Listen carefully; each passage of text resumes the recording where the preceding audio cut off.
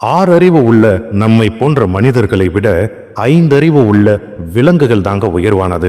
உதாரணத்திற்கு, குதிரைகள் குடிக்கும் நீர்நிலைகளில் நீர் அருந்துங்கள். குதிரை ஒருபோதும் கெட்ட நீரை குடிக்காது. பூனை தூங்கும் இடத்தில் உங்கள் படுக்கையை இடுங்கள். அமைதி தராத இடத்தில் பூனை உறங்காது. புழு துளைத்த கனிகளை உண்ணுங்கள். நச்சுக்கனிகளை புழு துளைக்காது. பூச்சிகள் உட்கார்ந்திருக்கும் காளானை தைரியமாக உணவாக எடுத்துக் கொள்ளுங்கள். விஷக்காளான்கள் மீது பூச்சிகள் உட்காராது.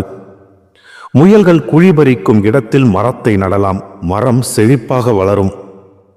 பறவைகள் வெப்பத்தை தவிர்க்க ஓய்வெடுக்கும் இடத்தில் உங்களுக்கான நீர் ஊற்றினை தோண்டுங்கள்.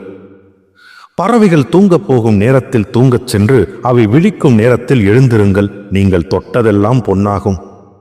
அதிகம் இயற்கையான உணவுகளை உண்ணுங்கள். வலுவான கால்களையும் துணிச்சல் மிக்க இதயத்தையும் பெறுவீர்கள்.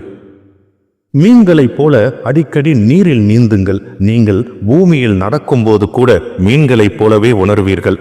அடிக்கடி வானத்தில் பறக்கும் பறவைகளை பாருங்கள். உங்கள் எண்ணங்களில் வெளிச்சமும் தெளிவும் பிறக்கும். ஆக இதையெல்லாம் மையப்படுத்தி சிந்தித்து பாருங்க. யார் உயர்ந்தவர்? 6 அறிவு உள்ள மனிதர்களாகிய நாமா அல்லது 5 அறிவு உள்ள விலங்கினமா? இதை போன்ற பல 100க்கும் மேற்பட்ட பதிவுகளை பார்த்து ரசிக்க நம்முடைய சேனலை சப்ஸ்கிரைப் பண்ணுங்க. நன்றி.